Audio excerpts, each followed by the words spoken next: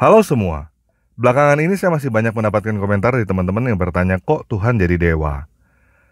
Nah, dari banyaknya pertanyaan kenapa Tuhan jadi dewa aja, sebenarnya udah cukup menunjukkan bahwa masih banyak orang yang gak tahu arti kata Tuhan dan Allah yang ada di dalam Alkitab. Coba teman-teman perhatikan kata-kata ini. Ini adalah kata-kata yang terdapat pada Alkitab Bahasa Indonesia yang umum digunakan.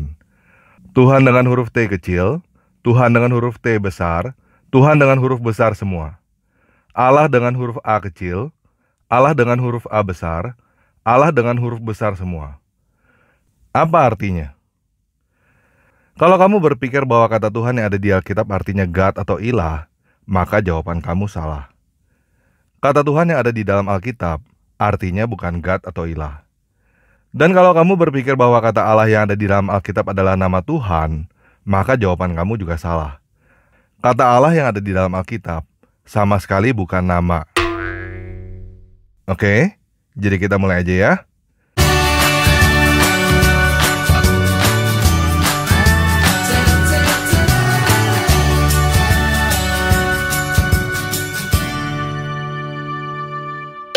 Nah, hal pertama yang perlu teman-teman ketahui adalah Alkitab sudah diterjemahkan ke dalam bahasa Melayu sejak abad ke-17.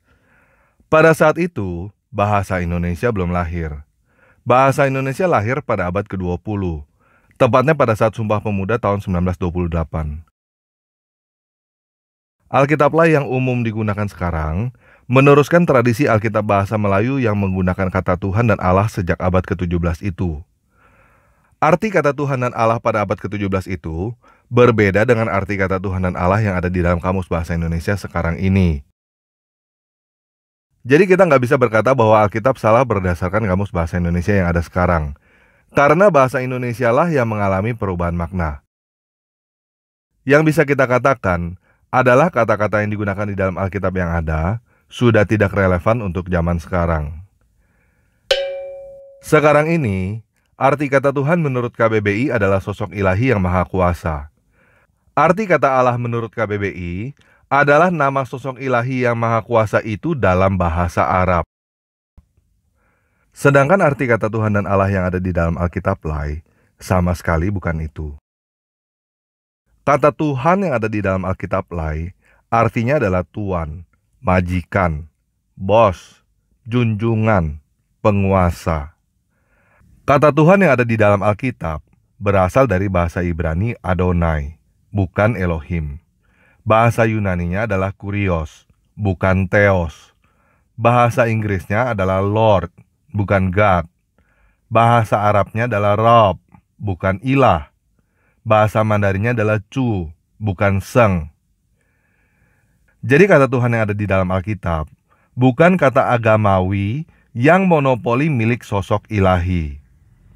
Dengan bahasa yang ada di dalam Alkitab, kalau kamu karyawan, bosmu itulah Tuhanmu. Jadi bingung ya? Yuk kita lihat buktinya. Bukti pertama yang teman-teman bisa lihat adalah pendiri kerajaan Melayu Pagaruyung pada abad ke-14. Namanya Aditya Warman. Gelar Aditya Warman adalah Tuhanku Janaka. Manusia dengan gelar Tuhan bukan hanya Aditya Warman dan Yesus. Masih banyak manusia yang mempunyai gelar Tuhan sebelum lahirnya bahasa Indonesia. Silakan teman-teman cari sendiri ya. Bukti yang kedua adalah Alkitab bahasa Jawa yang menggunakan kata Gusti, bukan Tuhan. Sampai sekarang masih banyak kan manusia yang menggunakan gelar Gusti? Teman-teman silakan cari sendiri ya, siapa aja manusia yang menggunakan gelar Gusti pada zaman sekarang. Jadi kalau teman-teman berpikir bahwa saya mengganti kata Tuhan dengan kata dewa, kalian sudah salah kaprah. Saya tidak pernah ganti kata Tuhan dengan kata dewa. Saya mengganti kata Tuhan dengan kata penguasa. Kata Yunani kurios, kata dasarnya adalah kuros, artinya kuasa. Itu sebabnya saya menerjemahkan kurios menjadi penguasa. Kuros, kuasa. Kurios, penguasa. Jadi Tuhan yang ada di dalam Alkitab artinya penguasa. Sampai di sini paham ya? Nah, kenapa kadang-kadang saya masih menggunakan kata Tuhan di dalam video-video yang lain? Karena saya tahu masih banyak yang belum mengerti. Menurut saya, kata Tuhan ini sudah harusnya dibuang, tidak dipakai lagi. Tetapi hal ini masih bisa dilakukan pelan-pelan. Kenapa kata Tuhan harus dibuang? Karena kata Tuhan sangat rancu. Banyak orang Kristen yang nggak tahu apa artinya Tuhan di dalam Alkitab. Kata Tuhan yang artinya Tuan, penguasa, sudah berubah makna menjadi ilahi. Dampaknya begini, Yesus adalah Immanuel, El yang beserta dengan kita, ada bersama-sama kita. Dia turun menjadi manusia untuk menjadi Tuan atas kita, untuk menjadi bos, untuk menjadi penguasa, bukan untuk menjadi El atau ilah yang nun jauh di langit yang tidak terjangkau. Dia turun menjadi manusia untuk membuktikan bahwa perintah-perintahnya bisa dilaksanakan oleh manusia, supaya kita nggak punya alasan untuk berkata saya tidak bisa melakukannya. Dengan menggunakan kata Tuhan yang sekarang udah mengalami perubahan makna menjadi khusus ilahi, dampaknya adalah hilangnya makna penguasa dan hanya berpegang pada makna ilahi. Kelihatannya lebih hormat kepada Yesus. Tetapi begini, Yesus atau Yahweh tidak menjadi lebih terhormat cuma gara-gara kamu nambahin kata H pada Tuhan. Kamu gak lebih menghormati Yesus cuma gara-gara huruf H. Kalau kamu benar-benar menghormati Yesus, kamu mendengarkan perkataannya dan lakukan. Kamu memberikan huruf H itu, dampaknya malah membuat orang tidak melakukan apa yang Yesus katakan. Yesus menyuruh kita untuk mengampuni seperti Dia mengampuni. Yesus menyuruh kita untuk mengasihi seperti Dia mengasihi. Oh, saya nggak bisa. Saya hanya manusia. Yesus kan Tuhan. Yesus Tuhan, Dia bisa. Saya manusia, nggak bisa. Paham nggak maksud saya? Dengan tambahan huruf H pada Tuhan itu menjadi alasan untuk tidak melakukan apa yang Yesus katakan. Padahal kita mengakui Dia Tuhan, artinya kita mengakui Dia sebagai majikan, sebagai bos, sebagai penguasa. Artinya kita mau mendengarkan dan melakukan apa yang Dia katakan. Jadi, kata penguasa adalah kata yang paling tepat yang saya temukan untuk menerjemahkan kata Adonai dan Kurios ini. Lebih tepat daripada kata Tuhan, Tuan, atau kata lain yang ada di dalam KBBI. Paham ya? Nah, yang saya ganti dengan kata dewa adalah kata Allah. Karena memang kata Allah yang ada di dalam Alkitab artinya adalah dewa. Nggak kurang, nggak lebih. Bahasa Ibraninya adalah El. Bahasa Yunaninya adalah Theos. Bahasa Inggrisnya adalah God. Bahasa Arabnya adalah Il. Bahasa Mandarinnya adalah Seng. Elohim adalah bentuk jamak dari El. Ilah adalah bentuk jamak dari Il. Dewata adalah bentuk jamak dari dewa. Banyak yang bertanya kepada saya, bagaimana dengan konotasi? Dewa konotasinya berhala kan? Seperti agama Hindu kan? Begini, tanggapan itu betul sekali. Orang Kristen terlalu termakan sama yang namanya konotasi. Konotasi itu artinya kesannya, kelihatannya, bukan kebenarannya. Baal juga adalah Elohim. Zeus juga adalah Theos. Di dalam Alkitab bahasa Indonesia, batu dan kayu yang disembah juga adalah Allah. Allah yang ada di dalam Alkitab hanya sebutan yang juga dipakai untuk berhala. Jadi apa yang salah dengan menggunakan kata dewa seperti Hindu? Kenapa masih menggunakan kata Allah seperti Islam? Hindu dan Buddha sudah ada di Indonesia sebelum Islam. Kata dewa sudah digunakan di Indonesia sebelum kata Allah. Begini guys, orang Kristen nggak butuh ada kata Allah di dalam Alkitab. Yang butuh ada kata Allah di dalam Alkitab adalah orang Islam. Dan kalian nggak tahu seberapa takutnya orang Islam bila tidak ada kata Allah di dalam Alkitab. Bila suatu saat nanti Alkitab bahasa Indonesia sudah tidak ada kata Allah, mereka akan mengais-ngais Alkitab versi lama supaya ada kata Allah di dalam Alkitab.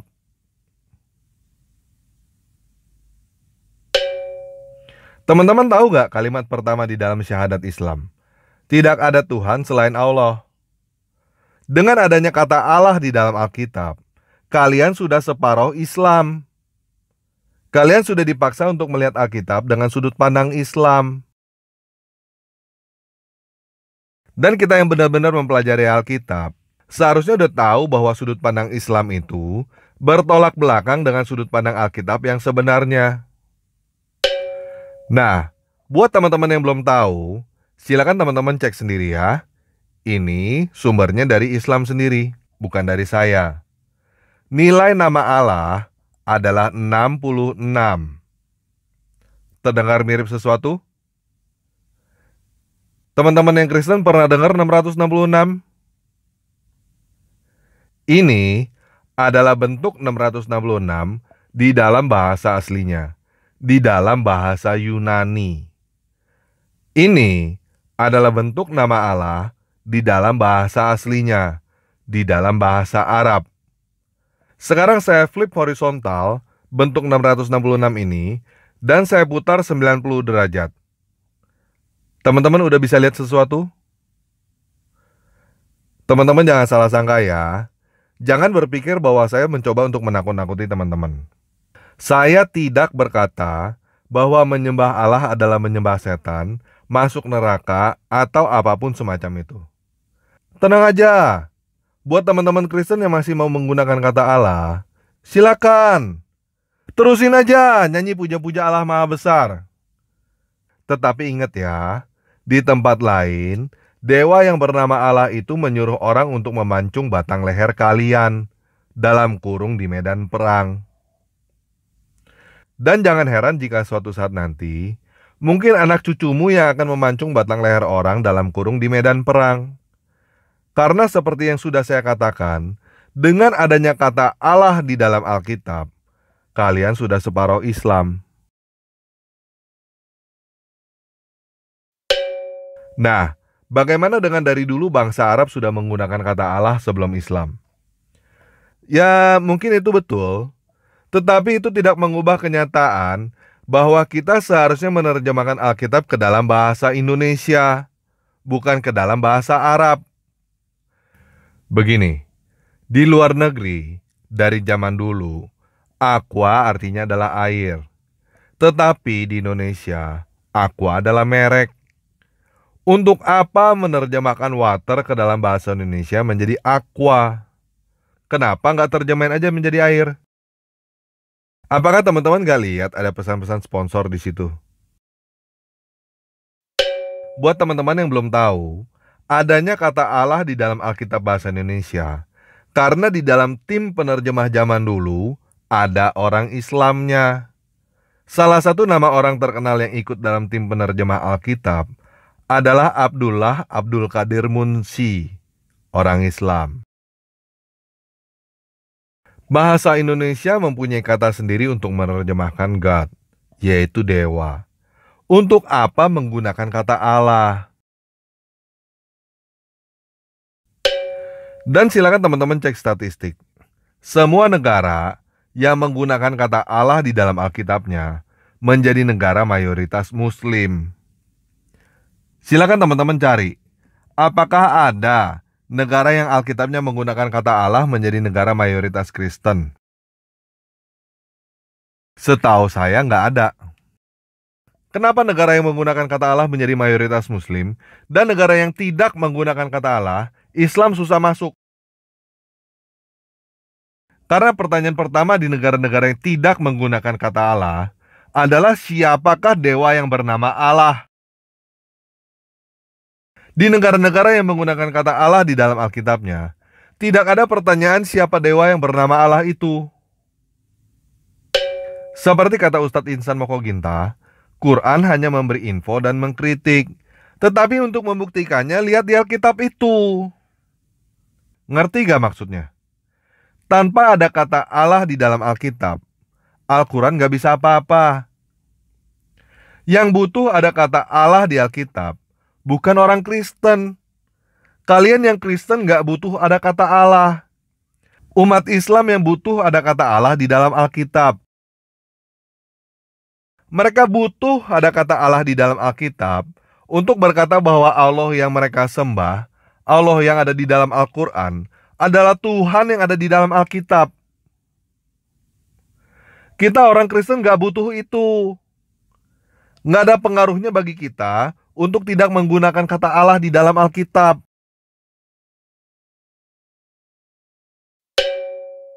Nah, bagaimana dengan Pak Bambang Nursena dan saudara-saudara yang lain?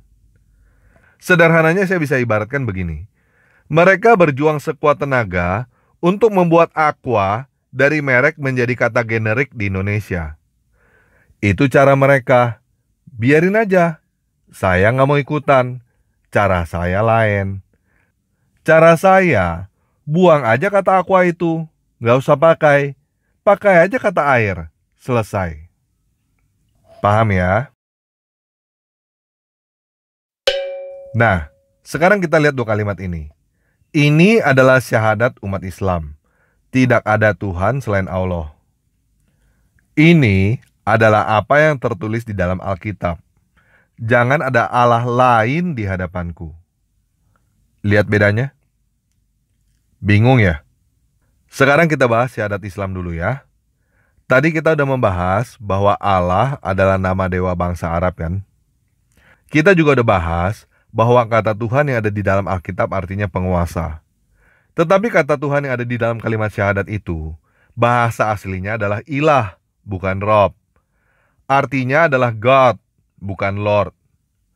Kata Tuhan di situ artinya adalah dewa, bukan penguasa. Tidak ada dewa selain Allah. Supaya teman-teman lebih paham, saya pakai kalimat yang lain ya. Tidak ada kucing selain si meong. Apa artinya? Artinya di dunia ini, yang disebut kucing hanya si meong. Yang lainnya bukan kucing. Sekarang kita lihat kalimat ini. Jangan ada kucing lain di hadapan si meong. Apa artinya? Artinya di dunia ini kucing banyak. Tetapi jangan ada kucing lain di hadapan si meong. Maksudnya begini, sudut pandang Alkitab berbeda dengan sudut pandang Islam. Sudut pandang Alkitab, yang disebut Allah itu banyak, yang disebut dewa itu banyak. Tetapi kamu hanya boleh punya satu dewa, yaitu Sang Penguasa. Supaya lebih paham lagi begini ya, ibu yang melahirkan kamu ada berapa? Ada satu kan? Ibu saya juga satu. Ibu kamu wanita kan? Cantik kan? Ibu saya juga wanita cantik. Ibu kamu matanya dua, tangannya dua, kakinya dua kan? Iya, ibu saya juga. Jadi ibu saya adalah ibu kamu. Kamu harus berbakti kepada ibu saya. Namanya Inem. Apa? Ibu kamu namanya bukan Inem. Wah, kamu salah. Ibu kamu namanya Inem. Apa? Ibu kita berbeda. Jadi kamu punya banyak ibu. Kamu salah. Ibu hanya ada satu. Kok kamu berkata ibu kita berbeda? Ibu kita sama. Namanya Inem. Kamu harus berbakti kepada ibu saya. Namanya Inem. Nah, ini adalah sudut pandang Islam. Sudut pandang Kristen nggak begitu. Di dunia ini yang namanya ibu banyak. Tetapi ibu saya cuma ada satu, dan namanya bukan Inem. Dewa di dunia ini banyak, tetapi kita hanya punya satu dewa, dan namanya bukan dewa Allah. Paham ya? Nah, kalau teman-teman menolak menggunakan kata dewa, yang pertama terjadi adalah kerancuan arti kata Tuhan dan Allah antara Islam dan Kristen. Yang kedua, yuk kita lihat ini. Ini adalah dewa Quan Kong. Kalau kalian berkata dewa bukan Tuhan, dewa bukan Allah, berarti umat Islam boleh ada dewa Quan Kong selain Allah. Umat Kristen boleh ada dewa Quan Kong di hadapan Yahweh. Kan dewa bukan Tuhan. Kan dewa bukan Allah. Sekarang udah bisa paham belum kenapa harus menggunakan kata dewa? Dengan membuang kata dewa, bahasa Indonesia tidak ada kata untuk menerjemahkan kata God. Oke? Paham ya? Sekarang saya mau nanya lagi kepada teman-teman yang Kristen. Kita pakai bahasa Indonesia yang umum aja ya. Kalian sering berkata Tuhan Allah kan? Tuhan Allah itu artinya apa? Biar lebih gampang begini. Kalian berkata Tuhan Yesus kan? Tuhan Yesus artinya apa? Tuhan Yesus itu artinya Tuhan yang bernama Yesus. Jadi Tuhan Allah itu artinya Tuhan yang bernama. Nah, apakah Tuhannya teman-teman yang Kristen itu bernama Allah? Bukan guys. Kalau kamu Kristen, nama Tuhanmu, nama dewamu, bukan Allah.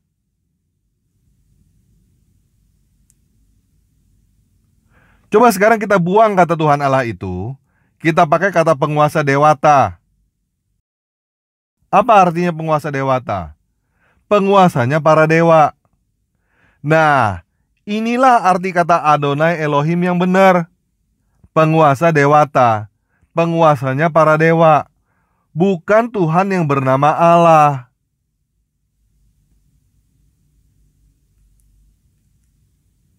Dengan menggunakan kata Tuhan Allah, berapa banyak orang Kristen yang pikir bahwa Tuhan itu namanya Allah?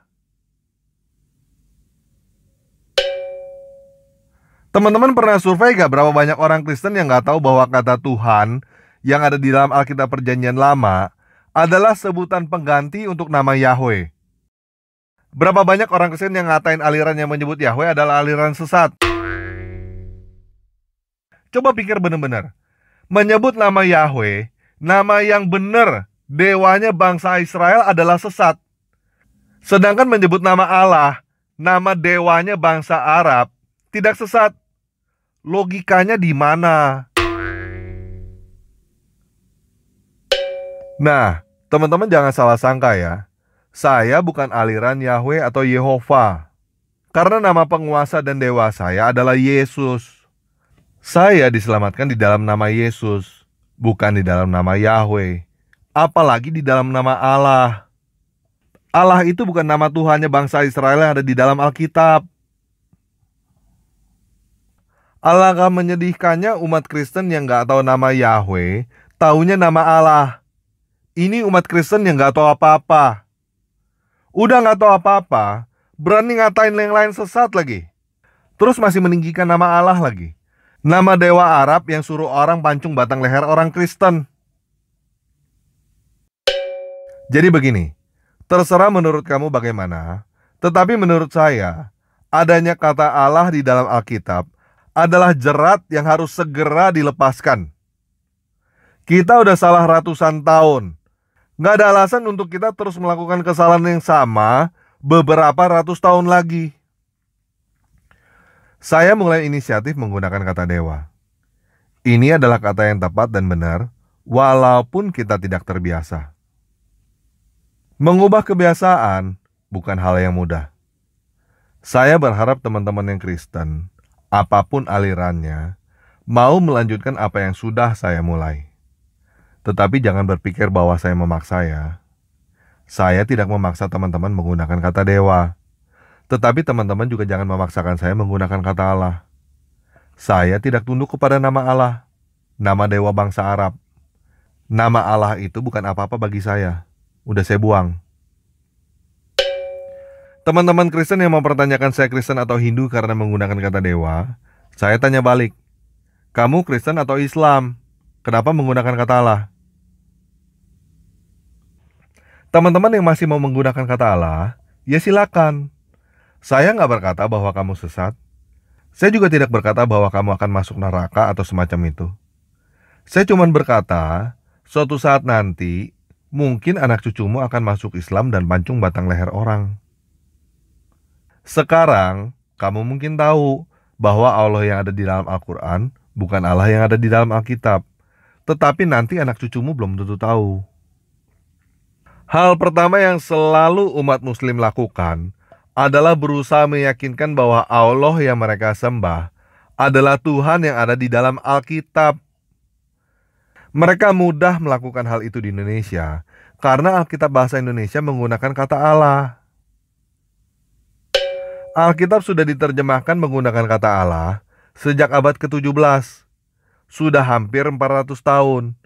400 tahun ini apa hasilnya? Hasilnya, Indonesia adalah negara mayoritas muslim terbesar di dunia.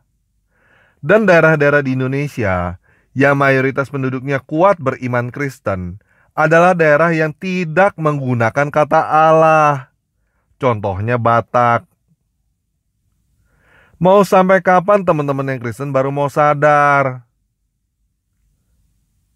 Kita mau mengubah kebiasaan mulai dari sekarang atau mau tunggu beberapa ratus tahun lagi?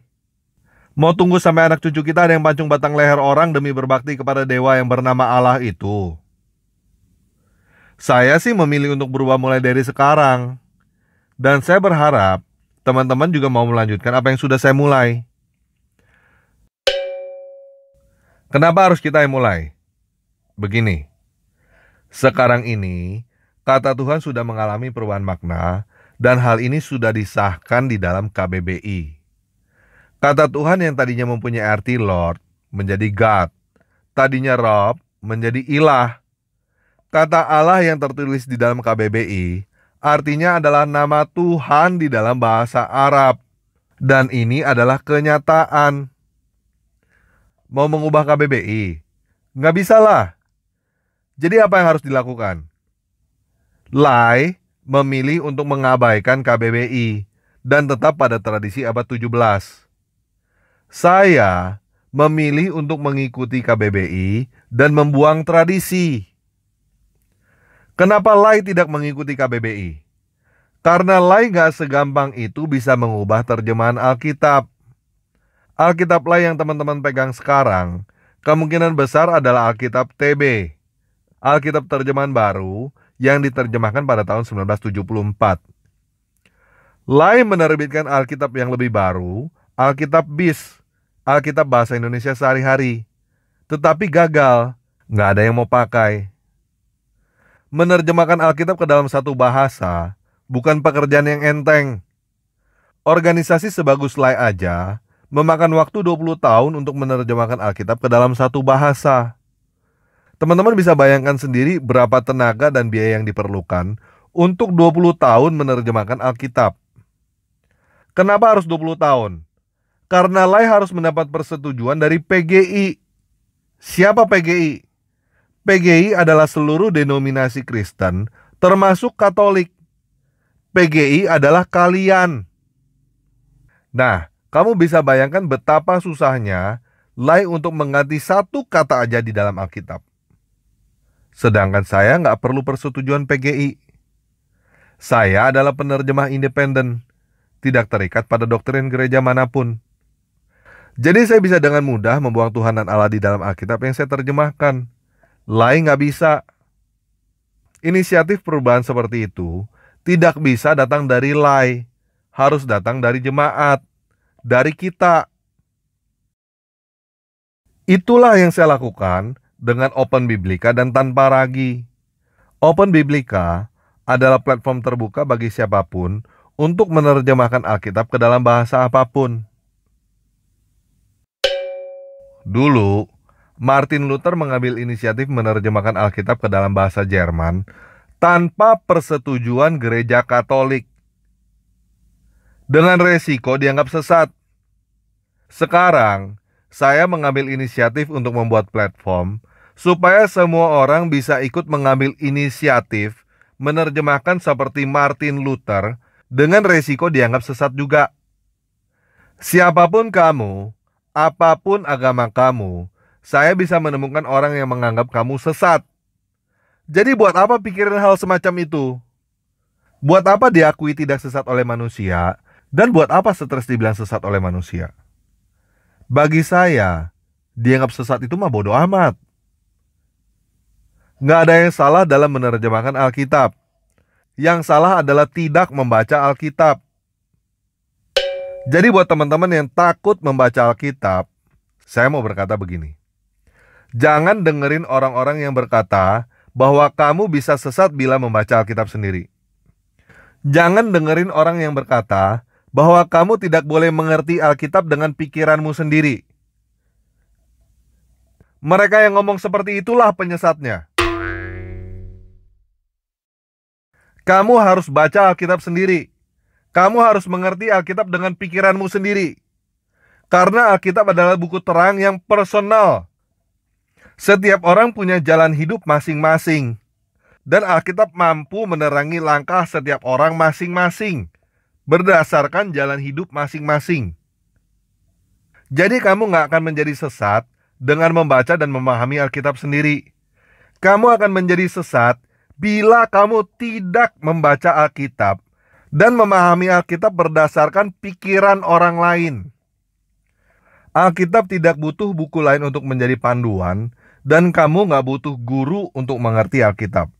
Karena Roh Kudus yang akan memandu dan mengajari kamu secara langsung. Jadi kalau kamu Kristen dan kamu mau berkata saya sesat, saya gak peduli. Saya cuma berusaha supaya batang lehermu tidak dipancung dalam kurung di medan perang dalam nama Allah yang kamu tinggikan itu. Cara saya adalah dengan membuang kata Allah yang ada di dalam Alkitab. Nah, kenapa saya tidak menggunakan kata Elohim seperti ILT dan IMB? Kenapa saya tidak menggunakan kata sesembahan atau kata yang lain? Karena saya udah periksa. Elohim, sesembahan, atau kata lain yang mau kamu usulkan itu tidak ada di dalam kamus bahasa Indonesia.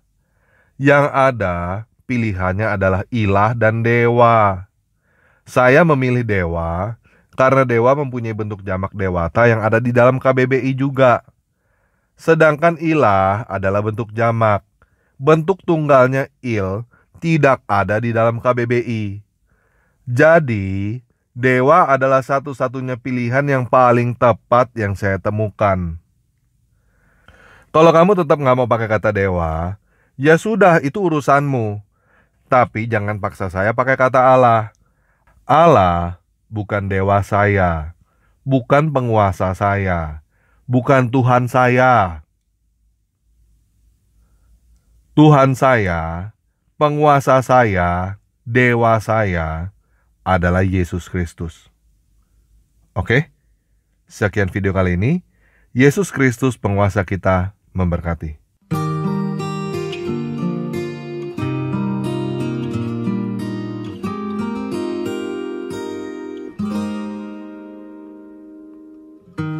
坦然无惧，我来到施恩的宝座前，将你的名所当得的荣耀归给你。凡亲近你的必须借着血的献祭。你只一次献上自己，拯救我到底。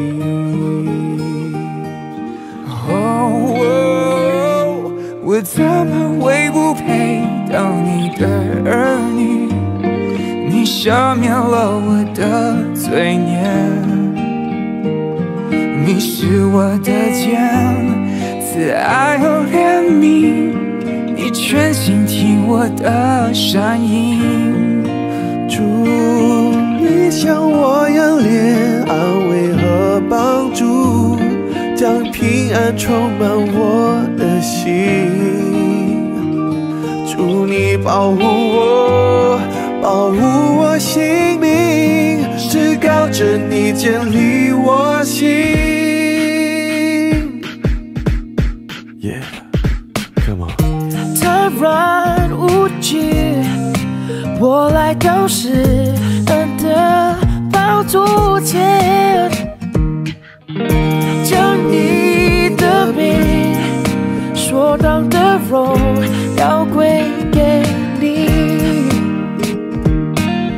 凡亲近你的必须借着血的前进。你只一次献上自己，拯救我到底。我怎么会不配当你的儿女？你赦免了我的罪孽，你是我的天，慈爱和怜悯，你却倾听我的声音。主，你向我仰脸，安慰和帮助，将平安充满我的心。主，你保护我，保护我心灵，至高者，你建立我心。诸神之中，谁能与你相比？你的作为也无可比。主，你向我仰脸，安慰